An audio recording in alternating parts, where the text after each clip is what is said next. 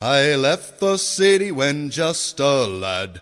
Times was hard and no work to be had, so I went to sea on the Floribel. Little did I know 'twas a ship from hell. The ship was old and leaking at the seams, a dirty old tub somewhat broad in the beam. Its sails were torn, some planks were rotten, it lay at the wharf. On Monday we disembarked in Auckland to immediately leave for the Northland Peninsula. Now on Thursday we are back in the capital of New Zealand, not in the political sense, but in the economic sense. 29.3% of all New Zealanders live here. Another large city, Christchurch, has about one-third the population of Auckland. So Auckland is leading the way. A tour of Auckland is what awaits us in this part of the New Zealand trip. We will end it with a jump from the telecommunications tower, i.e. a free fall from a height of 192 meters. This jump will be performed not, as you might expect, by a stuntman, but by a pensioner from Central Europe who will be 74 years old at the time of the jump. You'll see if he survived.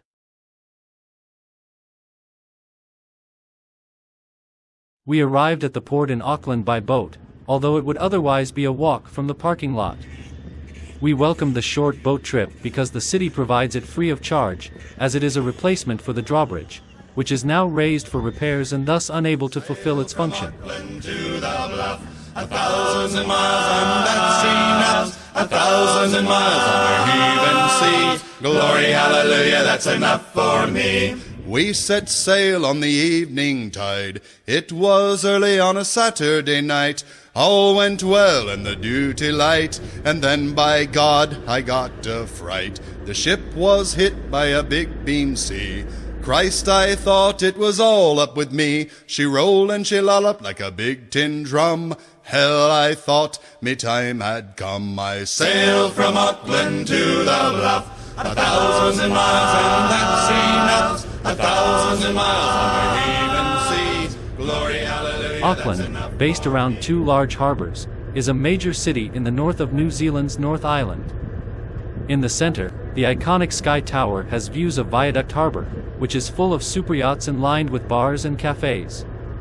Auckland Domain, the city's oldest park, is based around an extinct volcano and home to the formal Winter Gardens. Near downtown, Mission Bay Beach has a seaside promenade.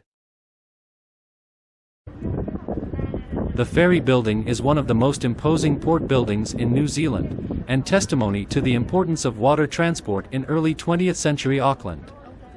Erected by the Auckland Harbour Board in 1909 to 1912, this ornate structure was intended to be a focus for the extensive ferry network entering and leaving the city.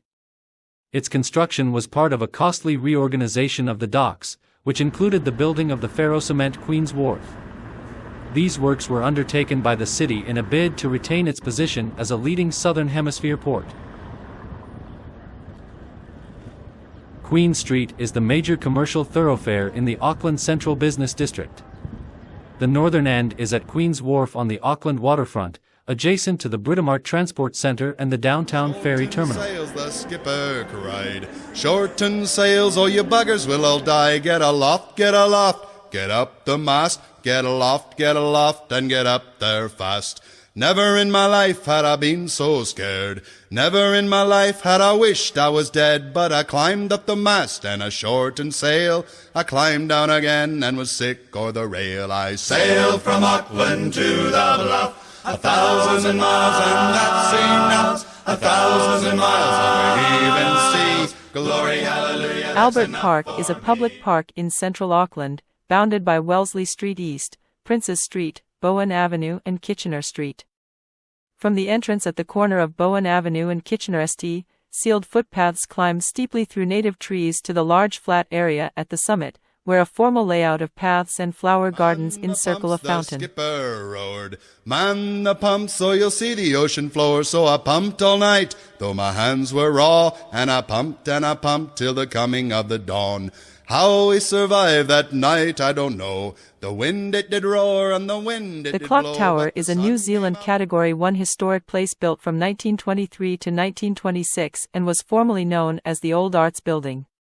The clock tower at the University of Auckland was designed by Roy Alston Lippincott, a Chicago-trained architect and brother-in-law of Walter Burley Griffin. In 1921, Lippincott and draftsman Edward F. Bilson won the competition for the design of the then Auckland University College Arts building out of 44 entries. So here in Bluff I've settled down. Never again will I leave this town. Never again will I go to sea. Never again will it see me. I've sailed from Auckland to the Bluff, 1,000 miles and that's enough. 1,000 miles on the heaving seas. Glory, hallelujah, that's enough for me. I've sailed from Auckland to the Bluff, 1,000 miles and that's enough. 1,000 miles on the heaving seas. Glory, hallelujah, that's enough for me. Sky Tower Auckland is a telecommunications and observation tower in Auckland. Located on the corner of Victoria and Federal Streets in the city's business district, it is 328 meters tall, measured from ground level to the top of the mast, making it the second tallest freestanding structure in the southern hemisphere, surpassed only by the Autograph Tower in Jakarta, Indonesia, and the 28th tallest tower in the world.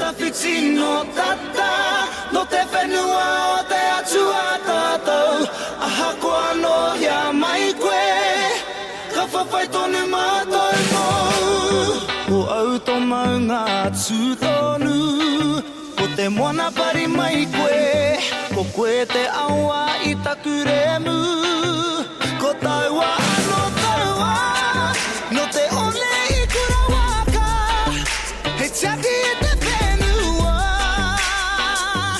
nei. O te aroa he iwi kaha tātou, he mana tuku iho mai anō, whenua haumako, wairua ora, whai ato ara ki te putunga. No te whiti no tata, no te whenua o te atua tātou, aha koa no ia mai koe, ka whawhai tonu mātou mō. He kōrero tō te whenua, hei te mai kia tātou, he toa au mōna e oke nei e kore aue hina, he uri no te roi. A normal person cannot do this. Jump off a bridge into the water, for example, please. Here you have 11 seconds of flight at a speed of 85 kilometers per hour, so far so good. But the impact is on concrete. So let's see how it turned out when a 74-year-old European does the same thing as young beautiful women.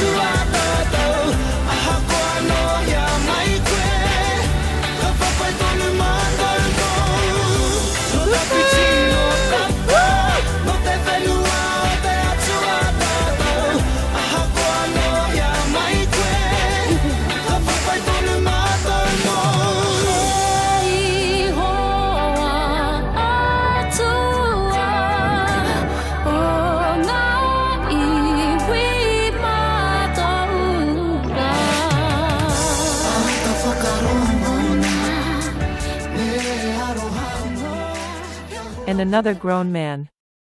It looks like he not only survived, but even enjoyed it.